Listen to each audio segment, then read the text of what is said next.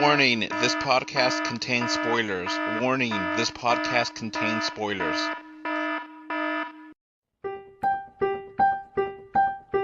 Let's go watch it in 2D. No, let's go watch it in 3D. But if we watch it in 3D, then is it worth the cost?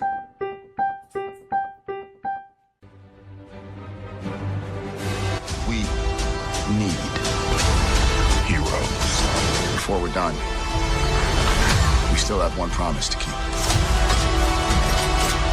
If we can't protect the Earth, you can be damn sure we'll avenge it. Hello. This is Adolph and with me is James. Hello. And Jake. Howdy. And this is the Avengers EndGame spoiler cast.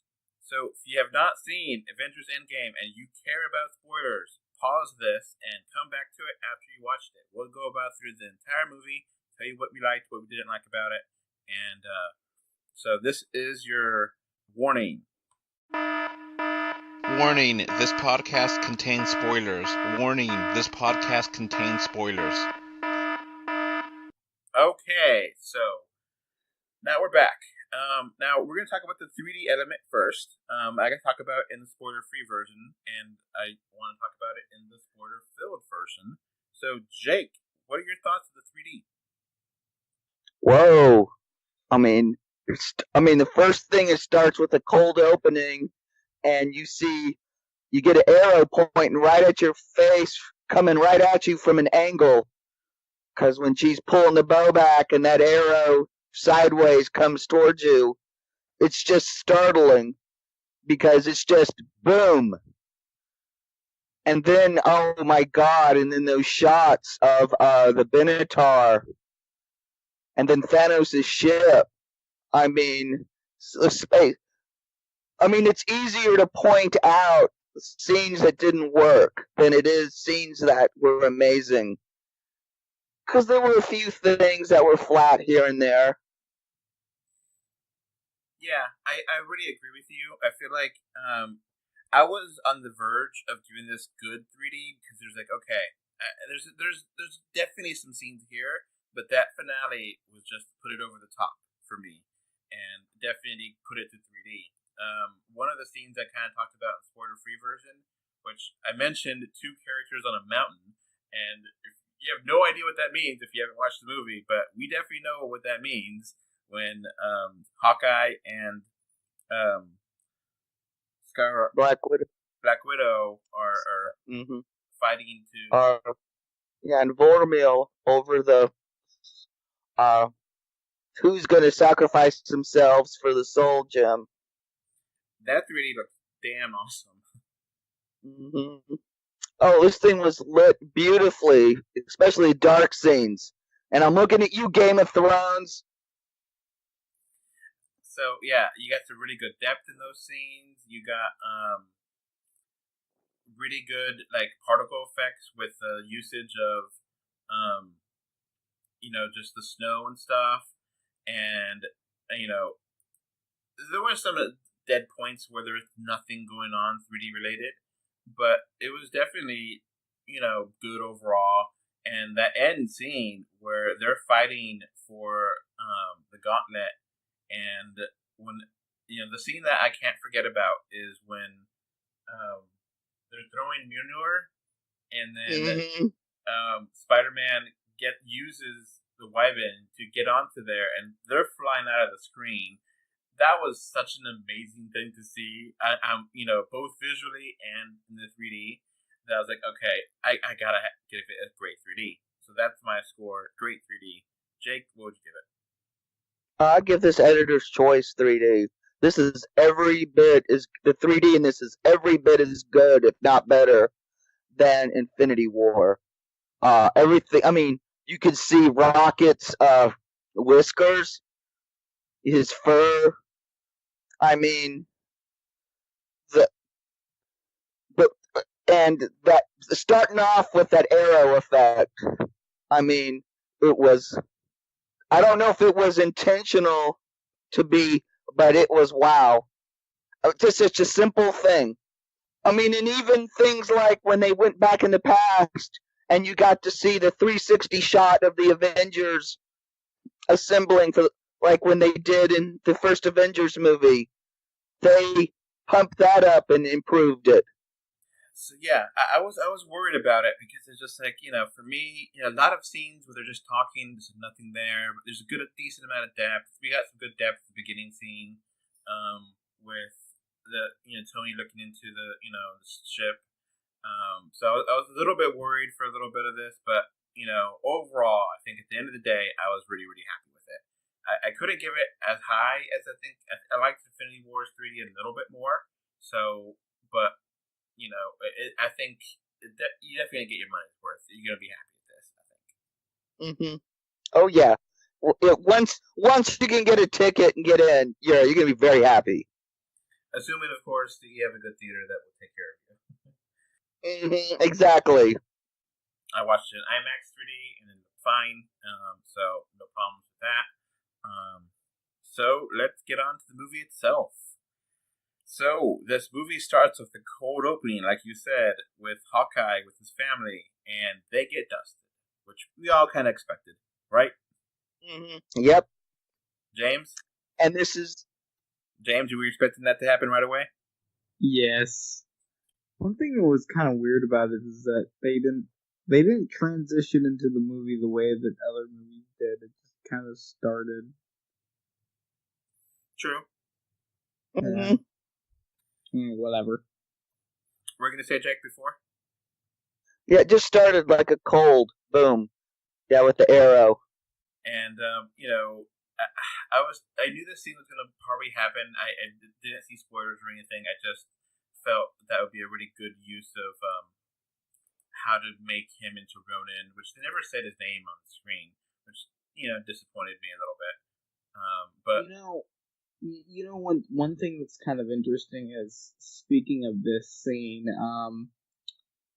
it's similar kind of to the Ant-Man end credits scene, that dusting version, than it is actually the Infinity War version, where it just happens instantly. Whereas, like, for some reason in the movie, and then in Infinity War, it takes a while, but in the Shonen Ant-Man and the Wasp, the end credits, it just kind of happens. So, it's kind of interesting. I'd like to see what would it be like if you took all the scenes across those three films and kind of splice them together. You know what I mean? Like, I bet you could cut, You know what I mean? Yeah. That would be interesting to see. So, James, what happens after they get dusted? Well, after they get dusted, the Avengers kind of, the remaining ones kind of all huddle together, and Captain Marvel shows up, and they're like, alright, gotta find Thanos. Okay, you did miss the part with Tony Stark being in the ship. And there was also a 5-year time jump. Oh, we haven't got there yet. Never mind. No, what they do is they get together and they're like, alright, we gotta find Thanos. And they freaking figure out that apparently he has not used the Infinity Gauntlet except for once again 2 days ago. And that basically, the amount of power used, he asserted, kind of gave away his location. And so they're basically, it's a certain energy signature, so that's weird, and they're able to kind of find it, which, as far as explanations on which planet they went to, that's kind of you know what I mean? Like, I guess that it was that explanation in combination to having what's her name? Nebula. Nebula's account of the garden planet. Then they're like, all right, let's go over there. So they show up, and they get there, and Thanos is like, yeah, I basically destroyed the gauntlet. And then they freaking kill him, and I thought, oh, okay, well. That was, I don't know, my personal thoughts about that, I don't know, I kind of didn't like it. You know? So something about it didn't feel right, you know? Like in the sense of, well, you know, Thanos was a bad guy, but I mean, he had good intentions, right? Well, okay, let's slow down here. We kind of skipped over the scene with Tony Stark dying or about to die on the ship with Nebula, and they're all basically giving up on hope. And then out of the blue, Captain Marvel finds them, and without any reason, really, it was completely just because she was flying around, I guess. You know? Yeah, she was flying around, and she somehow flew by. Yeah. Nope. Nope. Actually, nope. Actually, nope. This was something that I thought they shouldn't have put in Captain Marvel, but it should have been in Endgame. Because the final scene in the end stinger is Captain Marvel shows up on Earth and actually, Fury. Yeah. So what happened, I guess, off screen was more, and I was kind of thinking this too. They don't really explain this, but kind of what happened was she showed up after she was called, and Captain America must have been like, "Oh, where's Tony?" And then Captain Marvel would be like, "I'll find him." That's right? What I'm thinking probably happened, but that should have been shown on screen. It was vague. I will give you that. That's not an explanation the movie gives, but it's something you can kind of piece together, I guess. You know. And I definitely feel like I missed the scene where they get to meet her and figure out who she was, and I thought that scene would be included. Yeah, I agree, 100%. So it really threw me off. Well, and it's really weird because we'll get into this later, but part of me, like, you know, this is an insanely long movie, and yet I feel like there's stuff that was cut. Yeah. You know? Definitely. I don't know. Anyway, so, you know, thinks he's gonna die, then, you know, freaking Captain Marvel shows up because of a scene that was probably cut from the movie. And, you know, she brings the Avengers together, and then they're like, all right, we gotta find Thanos. And then, of course, you know, he uses the gauntlet to destroy it, basically. And that's how they find him. Then they freaking find him, and then they freaking kill him. And then they're like, all right, what do we do now? And it skips to 5 years later. All right, hold on a second. Hold on. So they figure out why he said that he destroyed the Infinity Stones with the Infinity Stones, so that way that caused he couldn't use them, and he was defenseless, and he was like mid-sentence when Thor used Stormbreaker and just chopped off his head. Well, and then one thing I kind of, the reason why I said I didn't really like that was because, I mean, yeah, he was a bad guy. Yeah, he did a bad thing, but he didn't really plan on, like, using the gauntlet to, like, rule the universe now. He was just, like, content to just chill on that one planet and grow the food. It's like, I mean, yeah, I can kind of get both sides, and I mean, he committed the largest act of genocide in the history of the universe. I don't know. Well, anyway, it didn't sit right with me. Venom, this is how you do a PG-13 head removal. Yeah. Yeah, and I think, you know, the movie kind of does treat it like it was wrong, but it doesn't really ever kind of go over it. And then we'll get into this later, but like There's basically two Thanoses, and the problem with that is that the one in Infinity War was much better, and so it kind of sucks that he freaking dies like right in the beginning, because we'll get into the other Thanos later, but okay. So about that, I understand what you're saying. I kind of wish they would have talked to him more and not just cut him off literally. Yeah. At least torture him. At least figure out what's going on. And if he's useless, then kill him. But he was mid-sentence. We could have gotten a lot of information here or something. Yeah. And then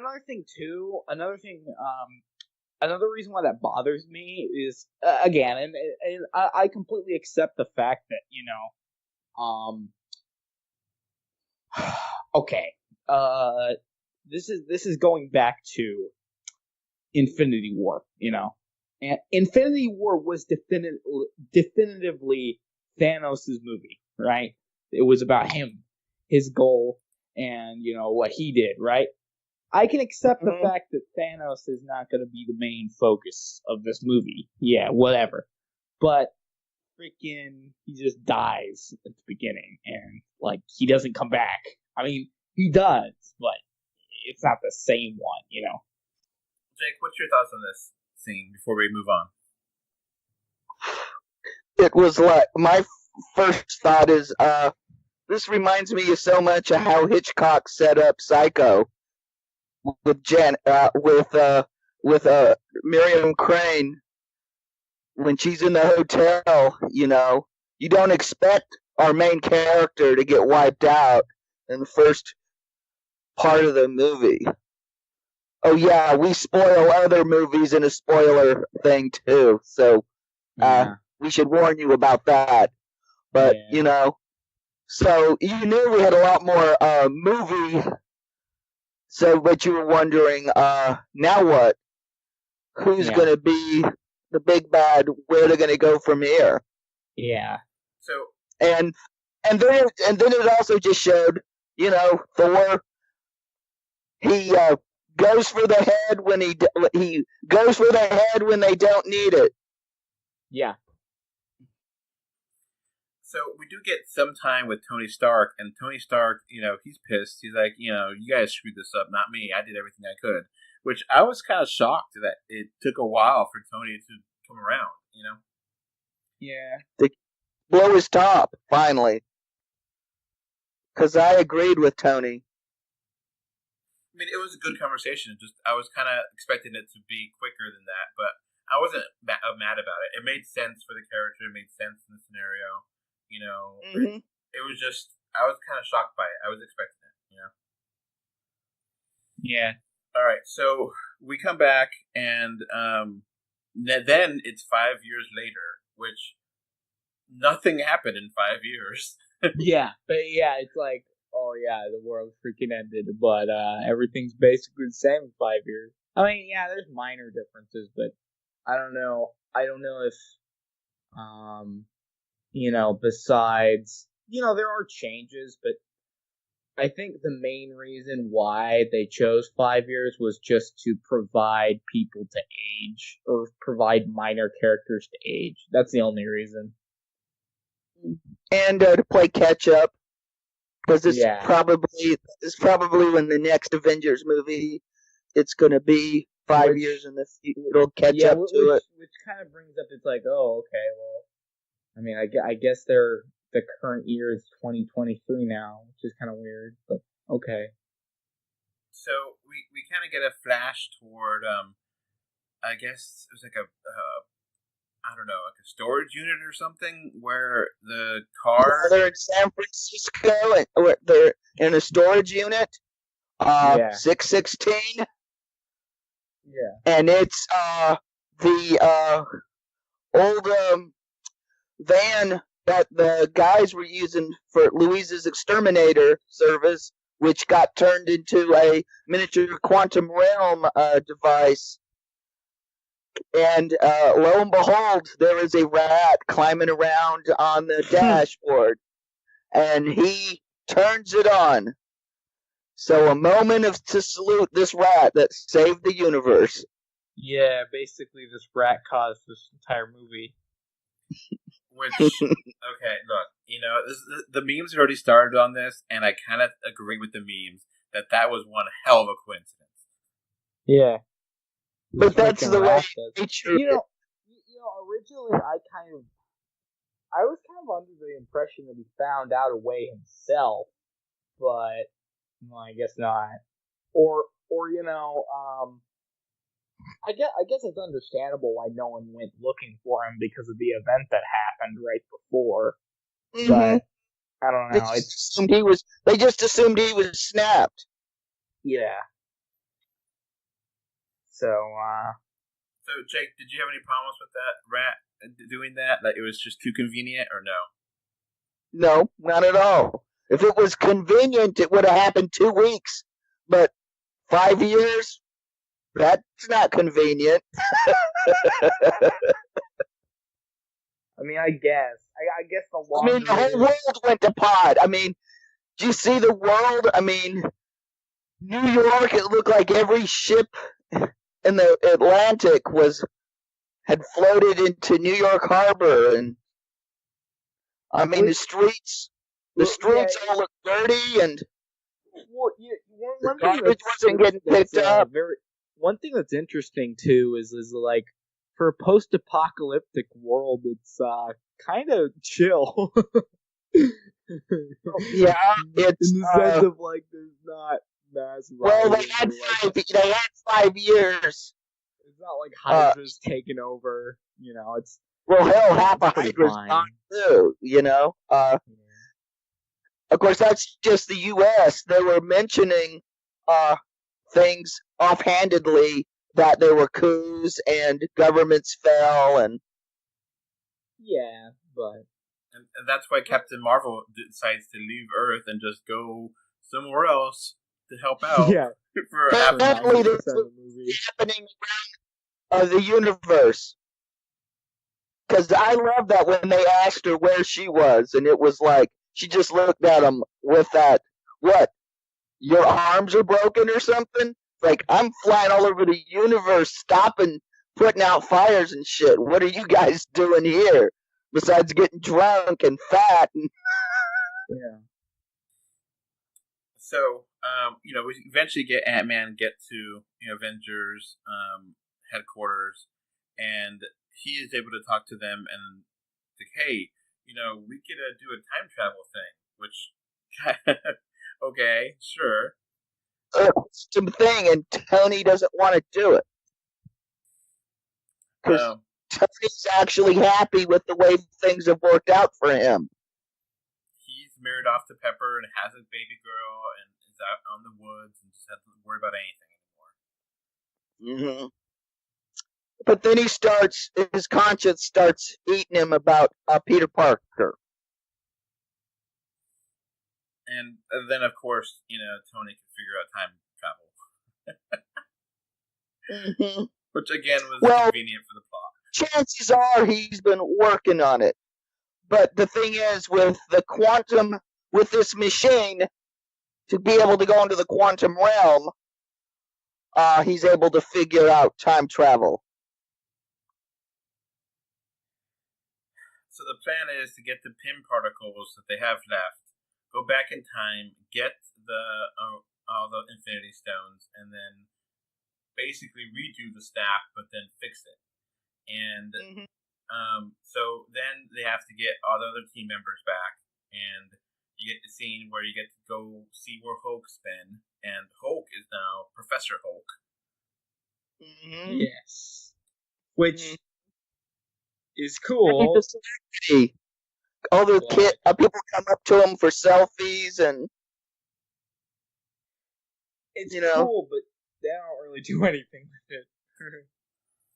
They kind of do things with it. He is smart, and he's able to be strong as well, so he's not completely one way or another, Yeah, it's okay, I guess. It's a decent compromise for, the character, and a way to make him grow and move on, Yeah, it's a nice thing for his arc. nice development that the Hulk and Bruce Banner have merged and have kind of made peace with one another and have become an integrated. Yeah, there's a lot of stuff about therapy in this movie. I've noticed. The group scene, the stuff Thor goes through. So there's definitely some people who have experience with trauma and going into therapy about it. So then we get to, they know about Hawkeye, that he's going around killing people, and which is kind of vague to, why or what the point of it is, if he's just going after the real bad guys, and it kind of seems that way, but you have like this scene in, I think it was Japan, right? And he just murders this guy with a sword, which is kind of badass. Yeah. He's just raging, and he's just choosing who he considers bad guys to take it out on. So, we get to him coming back with Black Widow, and, they try it again with Tony, and like you said, his guilt gets to him, and he works on it, and his little girl, Morgan, is really cute. And we do see that, Ant-Man gets to be with his daughter, which is now, like 15, I think, or 16, right? Yeah. And he goes to, like, I guess there's, like, a building, like a memorial in San Francisco, and that's where he finds the different names. But, like, it was kind of weird because weren't those names, like, non-alphabetical order, or it was just kind of weird, how they found it, Lots of Easter eggs in there, so when this hits home video, you're going to want to go slow-mo through those. So, And I got a bit of a PTSD flashback because that memorial looks so much like the Oklahoma City bombing memorial. It just sent chills down to me. Except this was a lot bigger, of course. So the public is aware, but they don't know what happened, and that's the kind. I was hoping that they would, have that. Maybe it's a deleted scene or something where, like, they have no idea what happened. They just know that aliens invaded, New York and maybe Wakanda, and then people disappeared. And, I was kind of hoping that they would have a scene where they explain that. The therapy scene was just like, okay, them dealing with it, but they don't know what happened, which I feel bad for the public in this, Yeah. So then Tony figures out, okay, he goes back in there and he's like, all right, I made the machine, I figured out how to do it, and then he talks to Steve Rogers and gives him back his shield, and has a really good little scene there. I really like that scene where they kind of make peace and move on, Yeah. And they figure that he needs to make his own gauntlet, which, again, a little bit easy for Tony to make a gauntlet, because I thought the, dwarf... Yeah. I thought it was really hard for the dwarf to make it. And Yeah, I know. Mm-hmm. Yeah, I didn't really like that either. Yeah. Well, Tony's going to want to do things with what he knows how to do, and make a one-size-fits-all gauntlet using his technology was something he could do. It seemed like the gauntlet needed to be magical or something. Well, the area where it seemed like a stretch to me was because Tony Stark's, like, expertise is science, and, the Infinity Stones are kind of magic, Yeah. The gauntlet was forged by, like, the dwarves, right? Yeah. So it was a magical artifact, kind of. It wasn't necessarily a tech thing, really. But it would have been nice if they had something in there. I agree. And Tony said, I just stared at that gauntlet for 5 years before I realized all I had to do is this, this, and this. It seems... I don't know, it seems disconnected in the sense of, Thanos had to go all the way out to frickin' the dwarves and had to force them to do it, and dwarves were specifically, like, known for, forging these weapons, these magical items. Well, that's why Thanos won the first time around, because he did it the hard way. the way nobody was expecting, and by the time they realized what he was up to, he was too powerful to stop. So, we get to the point where like, all right, the plan. They kind of review where all of the Infinity Stones have been in the past, which is kind of allusion to all the past movies. And they're like, all right, we have to go here, here, here, and like go do this, this, and this. And I was kind of wondering if they were going to use like Vision, and like if Vision was back or at least recognized in some way, and maybe they could use the data from the Mind Stone that was maybe saved or something, and to help out. But nope, Vision's completely MIA in this. We have no idea if they've figured out how to rebuild him or anything. That is something that's kind of interesting. Is that they get the Mind Stone at one point, and they don't even like bring up the fact that they could potentially bring him back.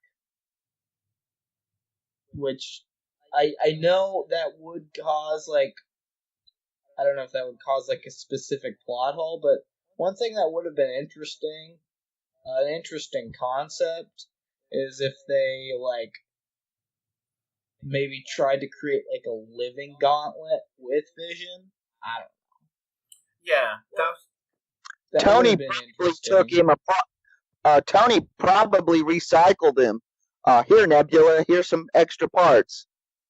Yeah, well, they don't even bring him up. I mean, by name. At the end, it's like, I miss him still, or something. But like, never, there's no really reference that he even existed. Yeah. And I guess there was another way they could have handled they could have gone back in time, got the Tesseract, and then used that to teleport around, or some other gems, different ways to get them.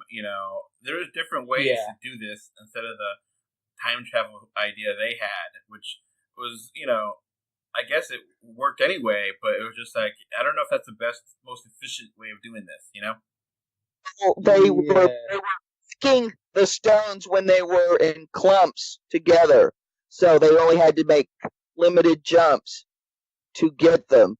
And then, of course, in 70, they found a whole bunch of more PEM particles. Yeah.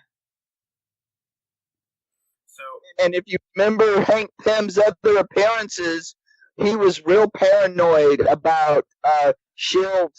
stealing his stuff. Yeah. Yes. Start wondering how much of this was all planned out in advance. Because I just remember that Winter Soldier, him going off about S.H.I.E.L.D. stealing his work. Yes. So, yeah, we get, they start going in the past, and they have to wear new suits, which is just, okay, no need to wear new suits, but sure. I think, they didn't have to, but this part of the, makes it cool. Also, the excuse, I'm sure the gloves have extra padding and stuff, so if they have to handle an Infinity Stone, they have a fighting chance, if not disintegrating. So yeah, they go back to New York and get the Tesseract, and then, or they attempt to get the Tesseract, and then Loki escapes, which is never mentioned again. Yeah, that is not mentioned again. One of the things this movie does is it's obviously setting stuff up for. This was definitely a setup for the Loki television show.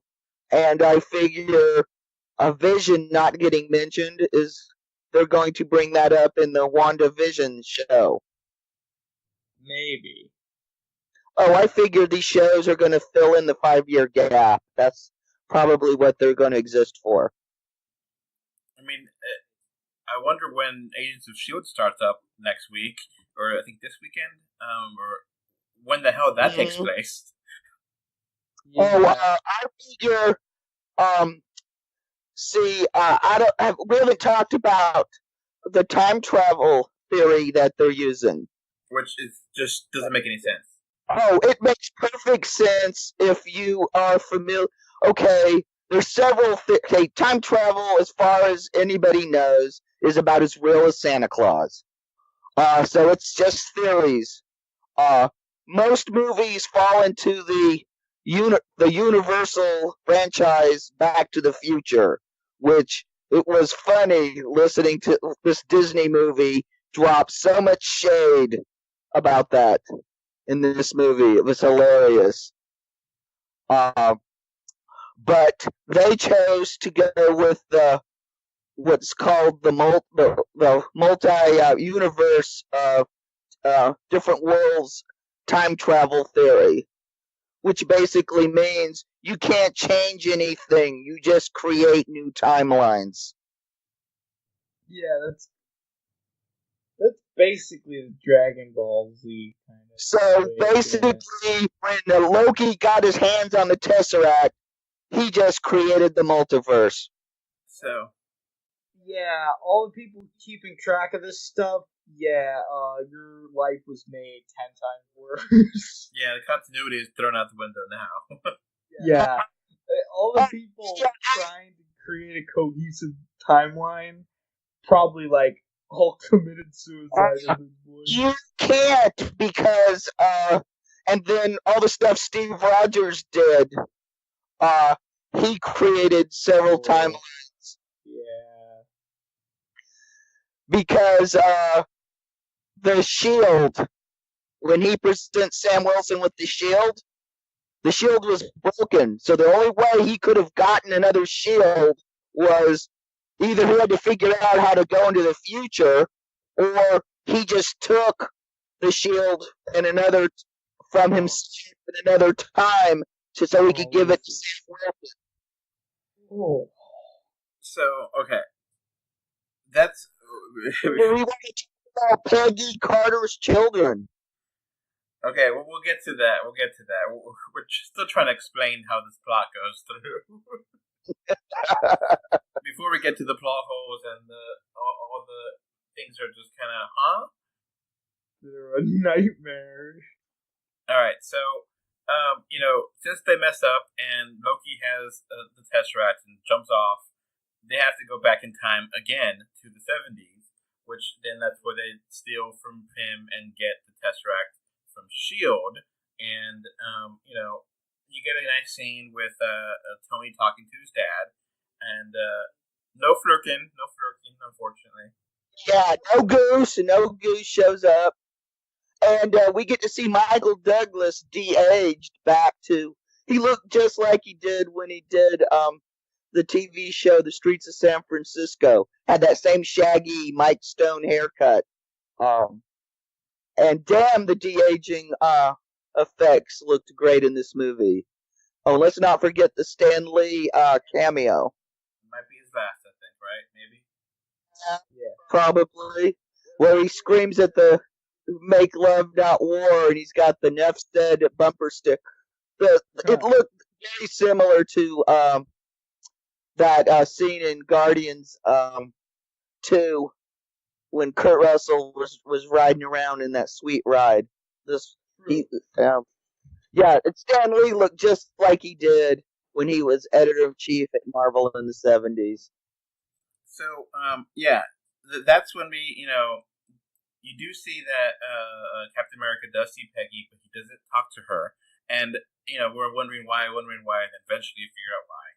And, at this point, she's the head of S.H.I.E.L.D., which, this point is the future for Agent Carter, TV show. And we do get to see Jarvis from the Agent Carter TV show. Yeah, Edwin Jarvis is, he's working as Howard Stark's butler, and Tony hasn't been born yet. Which definitely confirms that Agent Carter is in the MCU.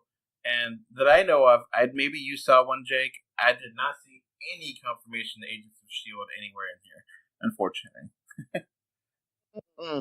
No. Or Netflix shows, for that matter. Or of course, you could say because Agent Carter was accessed on S.H.I.E.L.D., though, and Phil Coulson was in the movies.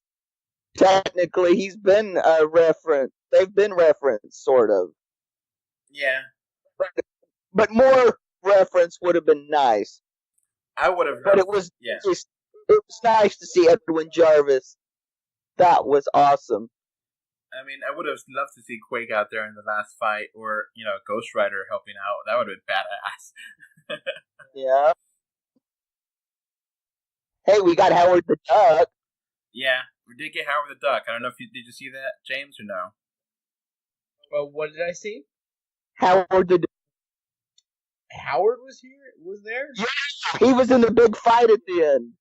Oh, no, I did not see him. So, we do have a fight for the Soul Gem on, and who's going to sacrifice who. And, there's actually a pretty interesting scene where Scarlet, Black Widow, and Hawkeye were not sure who would deserve to die, Mm-hmm. The only thing that I have a problem with that scene, though, is why didn't Nebula tell them that? Because she knew. Like, oh yeah, by the way, the only way you can was that? Well, which Nebula? Well, which Nebula was it? Well, I'm talking about before they even went. Okay, she knew that Thanos killed Gamora, but she may have not known why. Well, the only issue is that Thanos clearly explains that, though. Like, Thanos explains that how he got the last one was basically by, but I don't know. Well, let's just assume they didn't know. And we can also assume maybe Nebula is still a bit of a dick. Oh. So, yeah, we get that, where that's one scene. Another scene is where they're in the past, and they're trying to get the Power Stone from, the Power Stone, right? Yeah, the Power Stone from, Quill, from that opening scene. And that scene was really fun to see how they redid that, Yeah, that was fun. Mm-hmm. Yeah, singing into the rats and stuff. Yeah, it was also. I think one thing I will say that is cool about like the time travel aspect is that they could basically play Back to the Future too. Some of these movies. So it's neat to see like freaking. It's really funny because it's like you're hearing the music and it sounds a lot, but I mean, it looks a lot stupider, without the music, Mm-hmm. Yeah, it looked like a real douche. Just running around taking animals, yeah. Yeah, exactly. So, the whole Power Stone thing. There's a thing there with Nebula from that time, and Gamora from that time, and I guess the circuits are weird, where Nebula projects to then Thanos, and like the current one is disabled or not able to really work right, and they both Nebulas Wi-Fi'd into the same neural network. Which you would think would have been, maybe something they could have thought about the best way to handle this, to not have the. Well, it makes sense because it's something nobody would ever think of. No. Because I don't know because the only issue is that Nebula brings that up. It's like, yeah, also my evil self is like freaking still around. So, I mean, that's another where you're just like, oh, I guess they didn't know. It's something they didn't think of. Just one more. It's just one more thing to make all this unravel. And then when Thanos plays all the recordings, he makes the tragic error. He decides, hey, I'll let Tony Stark do all the work, and I'll go get them from him. And that's what costs him this time. Because if he didn't do that, didn't jump into the future to go get them all in one place, just kept doing what he was doing, he would have won again. Well, he saw that he eventually dies from this. So, he's like, well, maybe there's another way of doing this. So, decided to take a shortcut. But again, one thing that's weird about that is that he doesn't really react to his own death. He just kind of sees it and is like, oh, yeah, okay, whatever. Well, he's so focused on doing what he's doing, he's not going to. It's all he wants to do is get that gauntlet and snap, and he sees that he's done it. So it's inevitable. So we get back to the present, and we figure that everyone figures out that that Black Widow has died, and they have a sad scene there. I wish they kind of understand why they didn't linger, but I kind of felt like they could have lingered a little more on it. Yeah. Oh, you forgot the scene with the Captain, the two Captain America scenes we need to talk about. Oh yeah, that was fun. Too many people are trying to link it to a comic book, even though this scene was written before the comic book came out, because it was brilliant. They set up the elevator, and you just know they're going to have another elevator skirmish, and and he just bends over and whispers "Hell Hydra," and the audience just lost their shit because it was perfect. There was no way he should have known their secret password unless he was a member. And then he walks out with the stone. Yeah. And then he runs into her other self, and he goes, "I can do this all day." And he goes, "Yeah, I know." Yeah, I and love then that. Finally, he's like, "This Bucky's still alive." What? He goes, "Yeah, that's America's ass." Yeah, and that America's ass has become a meme now. Because Tony was like going, "That outfit didn't do you any favors," and I'm like going, "Since when did Tony Stark watch Project Runway? I mean, really?" And it is fun to see these different versions of these extended scenes from the other movies that we didn't get to see. Yeah, I think that one thing that what's really interesting is like, oh, so the guys from Winter Soldier were like right after Avengers 1. That's very interesting. It's those are all scenes that are alluded to in other movies, but you never see them. So it's like, for example, Loki being taken to Asgard, or before he escaped, but in like the canon version, And we got to see Jasper. Also interesting to revisit like the most hated, Marvel Cinematic Universe movie that I don't hate, but I think it was in revisit the Dark World because Because despite its problems, I still think it was a pretty interesting movie. I just think that the direction was bad. The focus was off. Oh yeah, I mean it was a mess. I mean, to me, it's my least favorite of the weakest movie. But and Renee, and it was nice to see Renee Russo got more screen time and dialogue in Endgame than she did in the first two Thor movies. Yeah. The material good, just direction was bad. So it's nice to see like they revisit this movie and they portray it in a way that it's pretty it's pretty interesting and crazy when you have Thor explain it.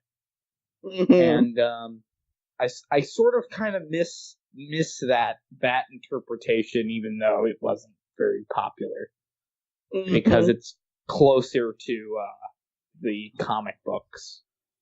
And we kind of forgot about Thor, and that he was now secluded after 5 years, and he's gotten fat, and which he's become a fat drunk, and he's sitting around playing Fortnite all day with Meek and Korg. Yeah, it's just like, okay. It's weird because Fortnite does have the most playable characters, so it's like just like a whole circle. Also a plug-in when you think about the Thanos promotion last year. Yeah. Yeah. So, So, but I agree with you though, James. That I what? And Thor Yeah. Was finally, he was traumatized. I mean, Thor was your classic case of trauma. What'd you say you agree with me about? That it is good to see that scene and they recreate that scene from Thor: Dark World, and you see the mother, and like Jake says, it's good to see your character, and that is such a touching, warm scene. It's like, oh my god, this is like so much better than everything that was in that movie, but it was still nice to see that. Yeah. You know? Well, again, it's not the issue of okay. This is, you know, and all the films that they covered, it's like they go back to Avengers, which everyone loves. They go back to Guardians of the Galaxy, everyone loves. Go to Thor: The Dark World, and that's the one that everyone hated. And one thing that, like, this movie made me appreciate the Dark World even more, I think, because, and again, direction was bad. But they had everything right, or in the sense of they had all the right components. It's just, it didn't go well, like they had a good setup, and that's the only movie I can really think of where they really messed up. And I honestly think it's all because of the fact that it was supposed to be done by a different director, and they freaking fired her and then replaced her last second. Mm-hmm. Like, that's the reason why, No, but I agree with you though, James. That I appreciate Thor: The Dark World more now. And you kind of it's good for the character of Thor because he's lost everything. It's for a movie not really to be mentioned much. A lot happens in there, So it's an important film.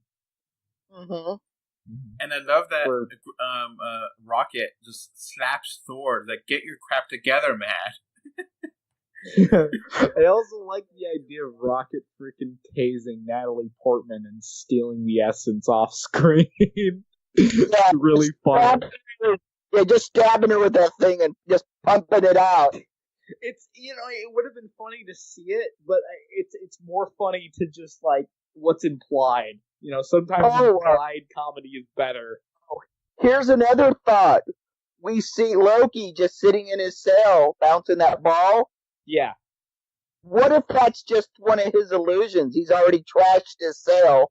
He's just put that facade up, and he's actually paying attention, and he learned what's going on from Thor and his mother talking, and then he was waiting for the Tesseract, because he knew what they were planning.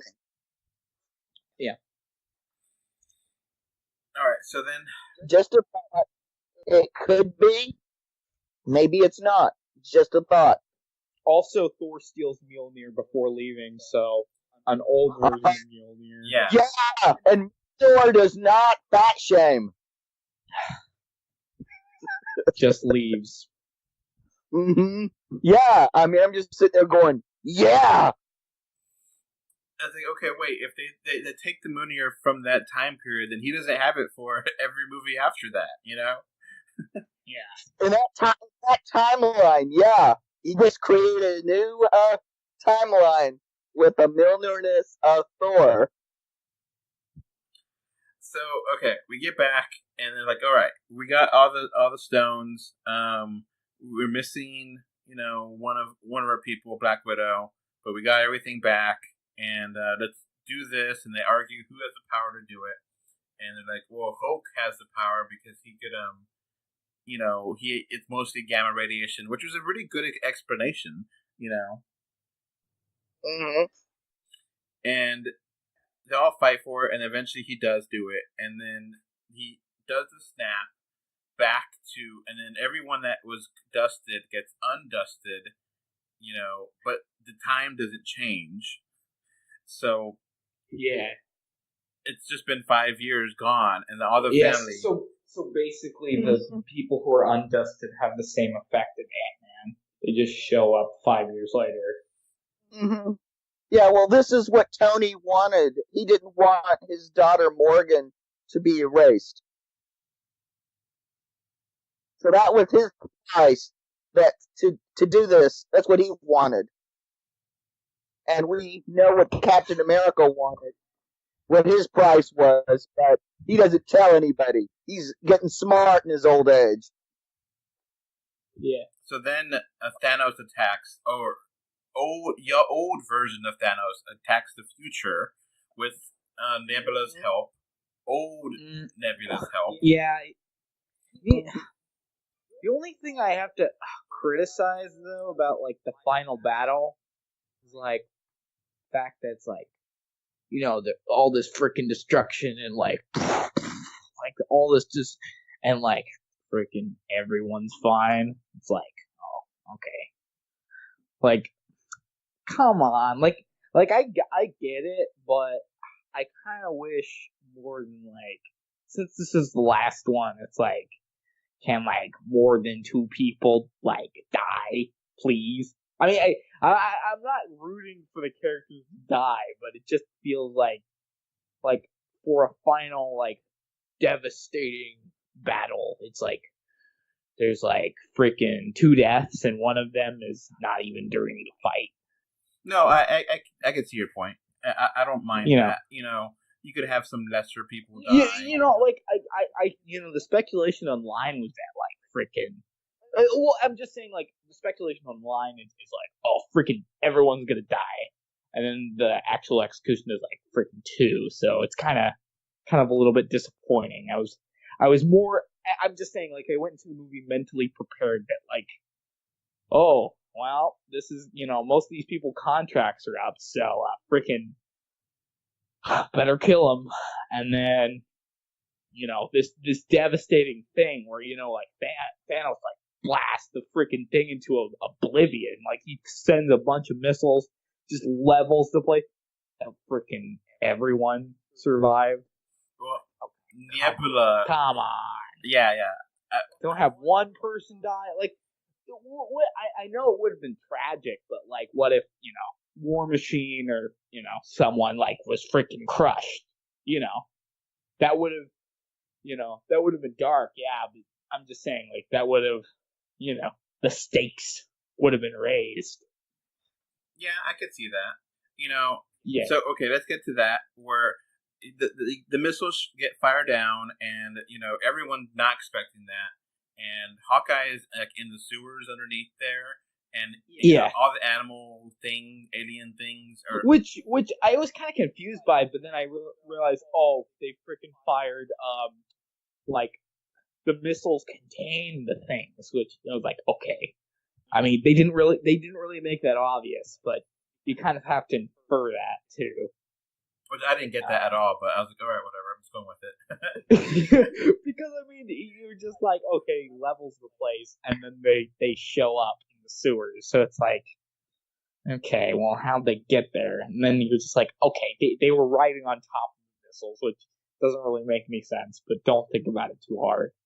And then freaking Hawkeye is like, which that was a cool scene, and, like, okay, I can get why, you know, Hulk would be able to freaking make it out okay.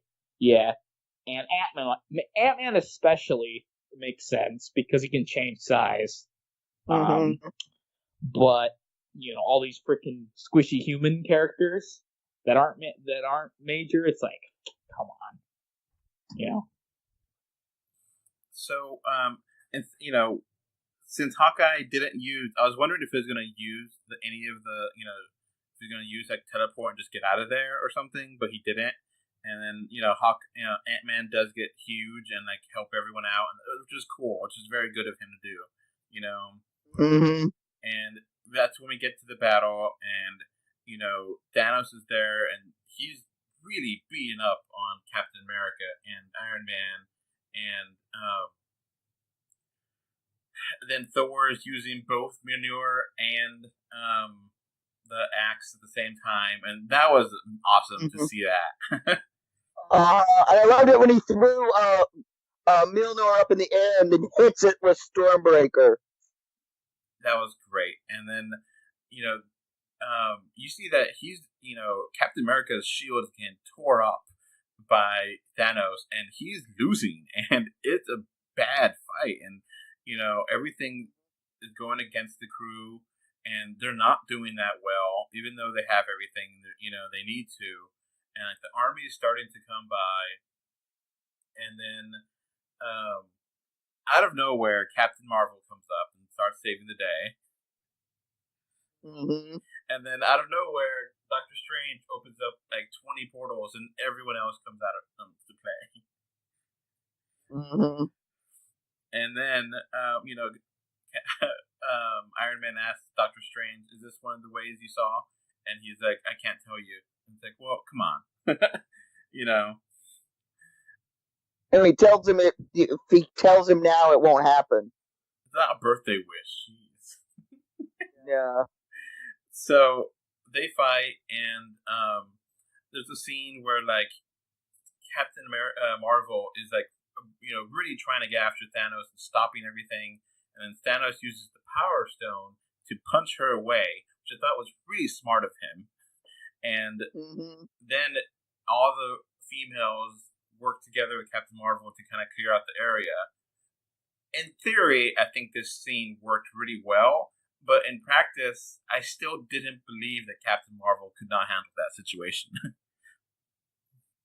Oh, I'm sure she could have. They just wanted to give a little tease to A-Force.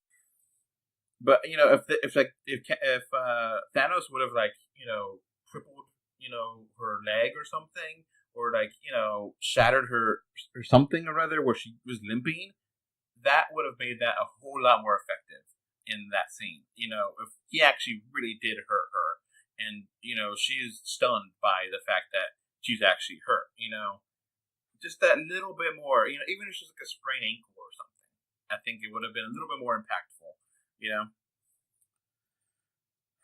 So when we kind of have a game of football where everyone's kind of tossing around the gauntlets with the stones. And that's where I get to the scene with the 3D where the Spider-Man throws it out, and then they throw Mjolnir, and he catches it, and he flies out, and it's really cool looking. And eventually you do get to see Captain America use Mjolnir, which was awesome. Something everyone expected and wanted to see on screen happen. Mm-hmm. Yeah. Audience, I saw they went totally insane. And then I don't know if you guys caught this, that Thanos caught Stormbreaker. Yeah. Okay. Well, Stormbreaker doesn't have enchantments on it. You don't have to be worthy or anything. Okay, that's what I was wondering about that. Yeah. Mm-hmm. Yeah. Mjolnir is double enchantment. You have to be worthy to pick it up, and then when you pick it up, you possess the power of Thor. Which is why Captain America was able to summon the thunder and the lightning. And, eventually leads to Iron Man using it to snap out Thanos out of existence. And Thanos knows he's done. And that's the sacrifice. Mm-hmm. Well, yeah. Well, Tony figured out you don't need to get the gauntlet off of his arm. You need to remove the stones. And he could make his gauntlet work with his other gauntlet and transfer the stones over with just a thought, pretty much. He could use his tech. Thanos didn't even have a clue what was happening. Because everybody was so busy trying to remove the gauntlet, all he had to do was just come close, bam, take those stones. Like a real Scott Lang thief move right there. And then go, I am Iron Man, bitch. Bam. That was a great scene. I did not see that coming, and it was really good to see. And I was still hoping that Drax and would be able to get some knife action into Thanos before he disappeared or whatever, But neither here nor there. And we do get a scene where Nebula kills her old version of herself, which I think should have made a time paradox, Well, the version of time travel they established in this movie, it wouldn't. It just creates another timeline. And then Gamora here, this is before she became a Guardian of the Galaxy, so this version doesn't know Peter Quill, and that makes a fun scene where they're attacking each other. Mm-hmm. Yeah, he basically tries to sexually harass her, and he gets Me Too'd. In both balls.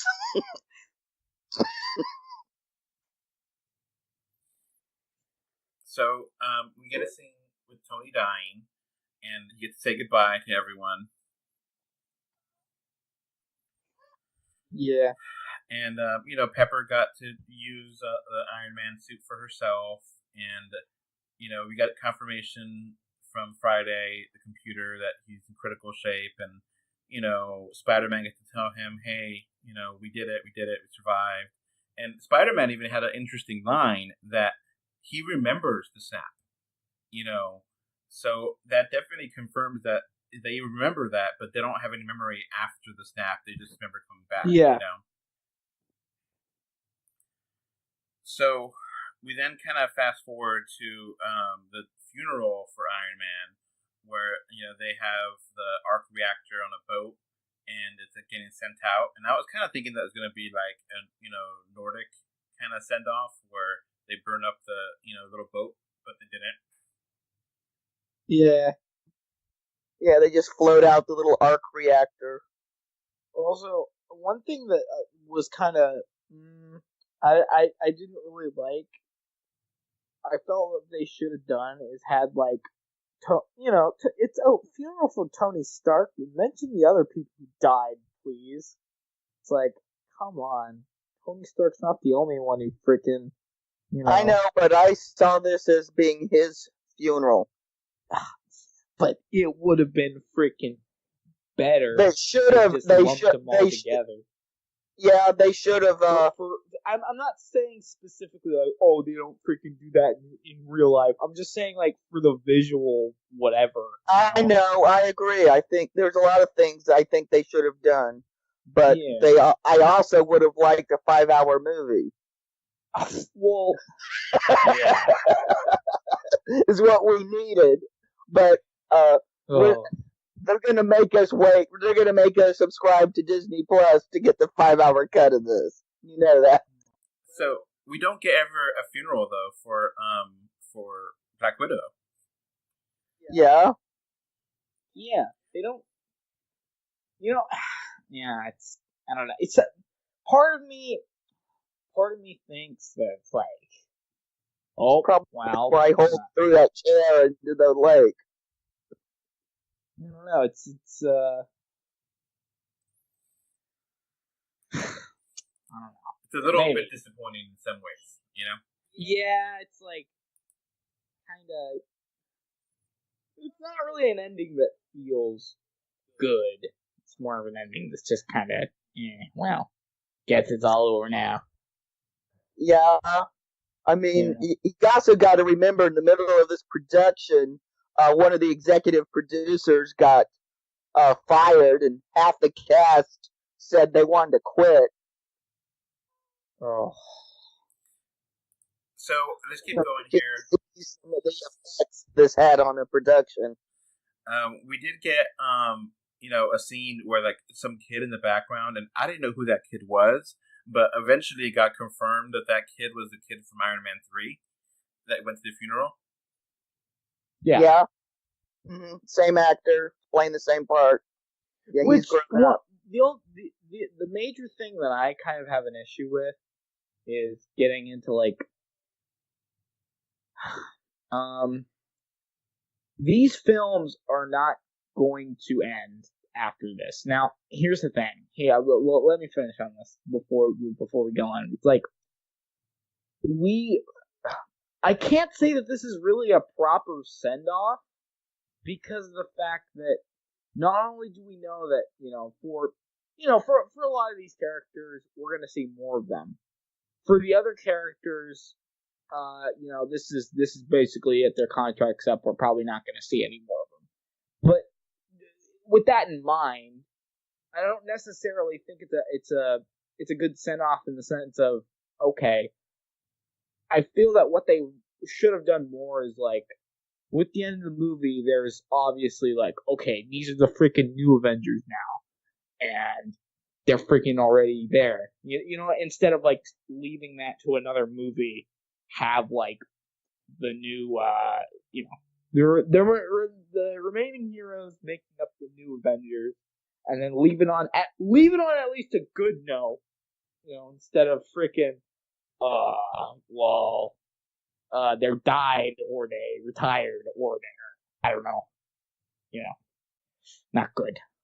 I think the reason they didn't do that is because this is the Russos' last movie for Marvel. Also, another thing is, lastly, they basically send Cap back, right? Cap takes back the Infinity Stone, somehow takes Mjolnir back to 2013. I don't know how he did that, but he did.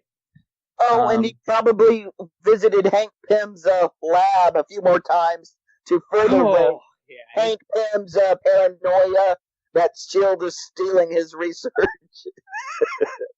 And hell, we don't know what else he did.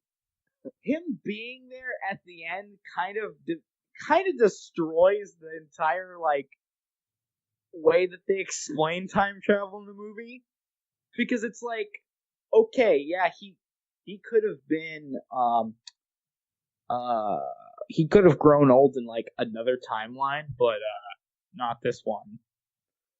Well, the thing is, he created yet another timeline.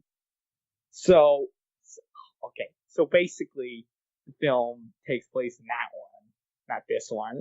See, point is, time travel's stupid. They shouldn't have, realistically speaking. There's also the pinball theory of time, that there's multiple worlds, but if you're stuck with one, you cross the streams and it becomes interwoven. So they also chose, literally, it's like, I'm not a fan. I know why they did it, but I like Winter Soldier Captain America better. I like that one better. So I was kind of like, oh, so nothing for his best friend of all time? Okay. Oh, I think so. I think Bucky knew. I don't even think he gets a send off. He's just there. Oh, I think Bucky knew what was going on and told him, you don't take. Says, how can I? You're taking all the stupid with you. Yeah, considering what he had to do to get his shield back. It's like, yeah, I guess. And don't you remember the line with Peggy Carter? And God, I'm trying to remember. Is it Winter Soldier, where she talks about her husband, that Captain America saved her husband and their kids, and she talks about her kids? Yeah. So it's also pretty weird when you think about how he was dating her. We don't know. See, there's a lot of things we don't. We assume Peggy and Cap got married. They might have. Maybe they didn't. We know Peggy Carter had kids. Maybe they're Cap's. Maybe they're not. For all we know, Cap got married several times. We don't know. I do know that that he wore in the first Avenger looks as crappy now as it did then. Well, so this was a movie. Yeah, it's confusing. It's definitely confusing, and Captain gives his shield to. I don't.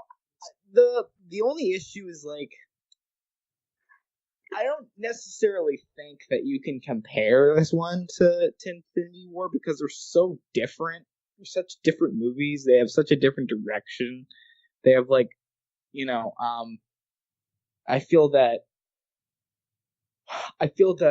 Infinity War was like a definite like story based, like it was completely Thanos was driving the plot forward. He had like his own agenda. They had like it felt really really tight in the sense of like it was 2 hours and 30 minutes long, but like it felt really like just it didn't even feel like 2 hours. It was because of they didn't waste any time with it. This film is kind of the opposite. It's like, okay, we got 3 hours. We're kind of just gonna tell the story. We're gonna take our time. And it was like 3 different movies. You had it was honestly. You had them avenging, then you had the time heist, and then you had them spending. Yeah, it's just like the first half of the movie is like, okay, the main villain's dead. Okay, all right, and then they use this up a lot of stuff for the future. The major critique I have about the film is 2014 Thanos is nowhere near the level of like quality that 2018 Thanos is, because like 2018 Thanos kind of has like he has his own morality and motivation to why he's doing it. 2014 Thanos is just doing it because power or something generic. Well, like, that's how they were able to beat him. No, true. I kind of agree with you, James. That in this way, this movie kind of makes it takes Thanos down a level where he was such an amazing villain, and in Infinity War now he's just kind of the purple guy. And what's amazing to me is how you take a great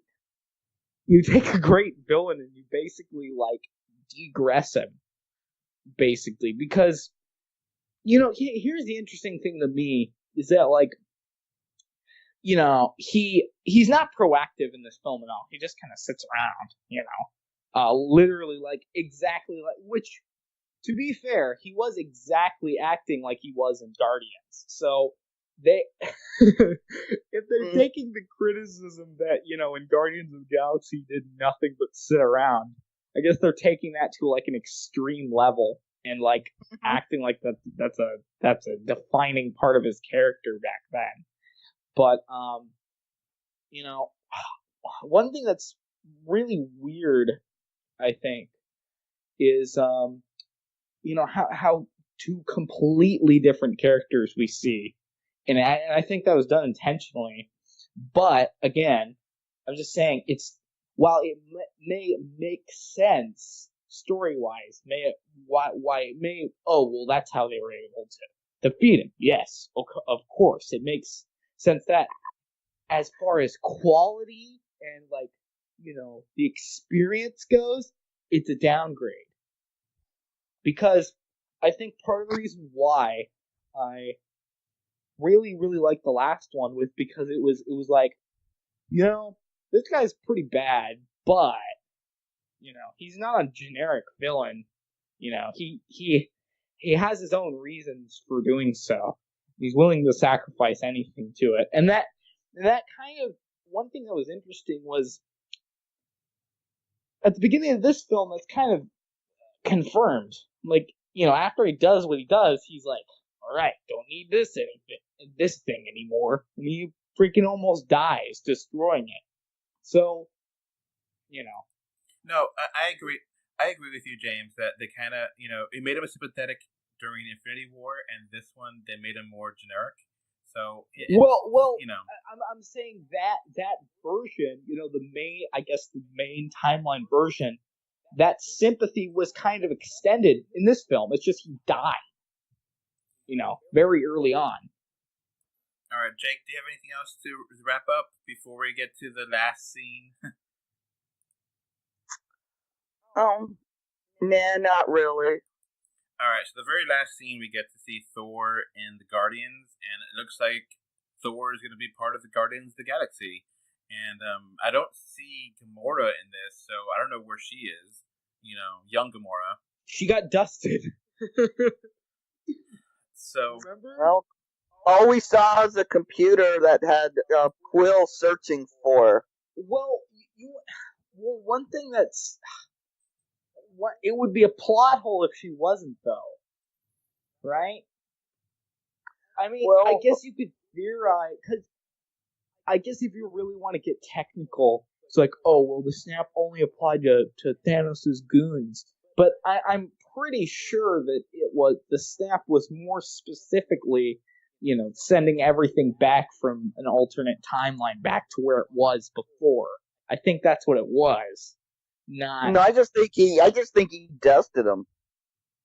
No, I agree with Jake. I think he just dusted everyone that's Thanos' crew. Like, I wish Thanos' crew dead. And just created yet another timeline. Huh. All right, let's wrap up because here. it's almost like they were like, it's like, screw it, we've screwed up time this much, we might as well go whole hog.